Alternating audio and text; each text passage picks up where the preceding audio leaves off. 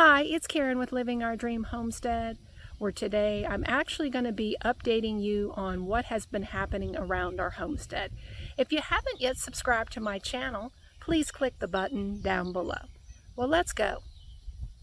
This is how I call my ducks. Quack, quack.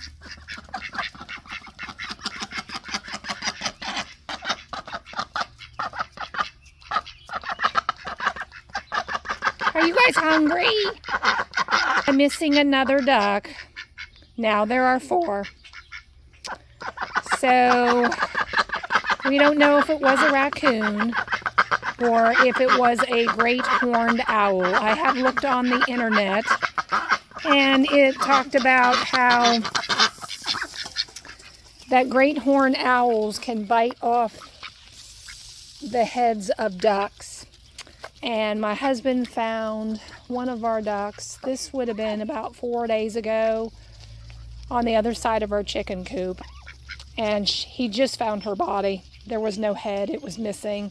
I wasn't going to film it. I don't think anybody wants to see that. I didn't even see it. But my husband did pick up the duck, and the duck was still actually warm, so it hadn't been killed that long. So that's the only thing I can think of. It's either raccoon, which I read that they can also cut off the head of the duck, or a great horned owl. And we do have owls.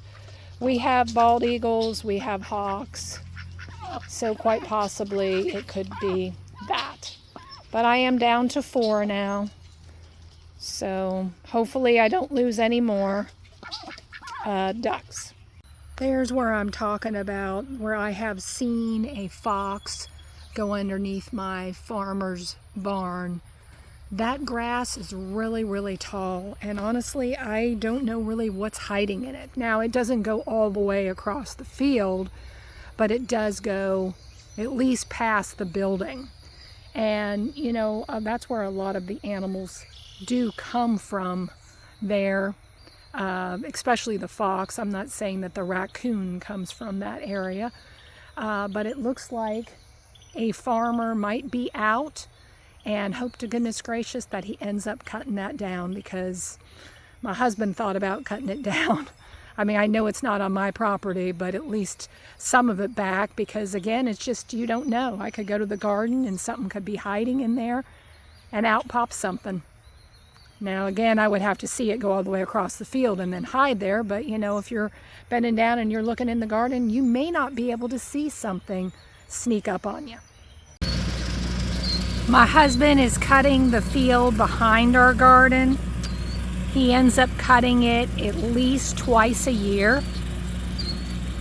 Tries to keep it down. This has actually been the lowest it's been. Usually it's almost waist high. So he's trying to get ahead of it this year. He will cut it now, and he probably will cut it again in the fall.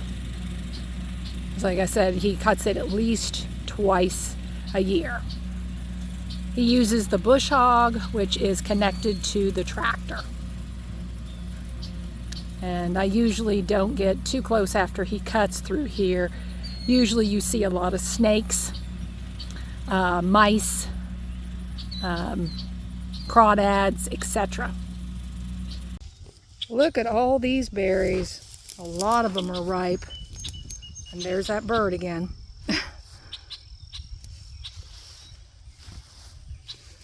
We should get enough for, hopefully, a pie. My son planted here the sugar snap peas, and looks like they're doing pretty well, as you can see. It looks pretty good. I picked about 7 cups of blackberries tonight with my husband, and this zucchini right here is light green, and then it's starting to turn yellow on the backside. I had to look it up. I guess it means it started to grow and start to turn because of excessive heat. If it was too hot, that's why it would look like that. I went ahead and got it because, again, I don't want it to go any bigger. Now we're going to have to use it for zucchini bread. And here's a little zucchini. And this is some yellow squash that I think I had where it was like you know, the long neck squash. So doing pretty good here. And all these blackberries, I just have to wash them up and lay them out so that I can put them in, you know, freeze them so they won't stick together, and then put them in the freezer for the blackberry chocolate chip ice cream and blackberry crumb pie. These are turning out quite nicely. This is zucchini and summer squash over here.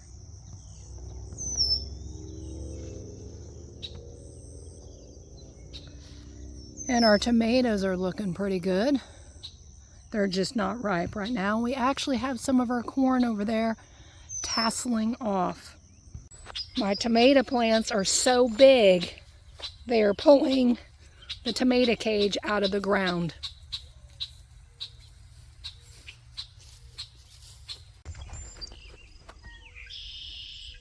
Look at all this corn.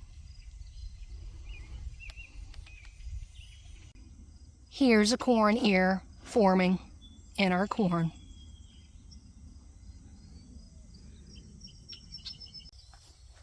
Here's some big pumpkins.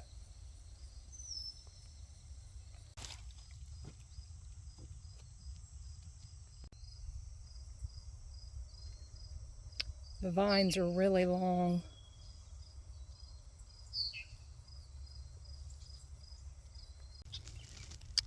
Here's another pumpkin. This one's pretty big. It's the size of a soccer ball right now. My son's corn is looking pretty good. And the beans here are looking good as well. This is our second planting. And here is our third planting of green beans. These are Blue Lake bush beans. Here's a whole bowl of blackberries. Decent size. I don't know how many cups will be in there. Probably a good 8, maybe even more than that. And then I got this today as well. Canned some chicken broth yesterday. It actually made 4 pints, but one I actually didn't seal, so I had to put that back in the refrigerator. I'm going to use that in a couple of days, but I'm just stocking up my shelf so that way come the winter time when it's icy and bad weather and I don't want to go to the store, I'll have a store in my basement. Catching up on getting my baking done. Just made a breakfast casserole to go straight into the freezer for later use, and I made some banana coconut muffins, and that too is going in the freezer. I like to share with my mother, and I just like to freeze them, and then you're able to just take out one muffin, microwave it, and you've got a quick, you know, dessert or something added to your breakfast. There was a deer over here. Oh, there she is. Hi there, sweetie. How are you? How's my sweetie pie? Oh, you're such a sweet dear. I'm not gonna bother you, sweetie. I'm going out for a snack.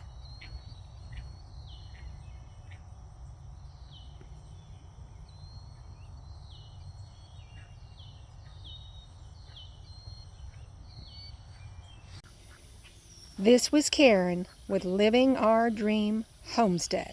I hope you have a good day.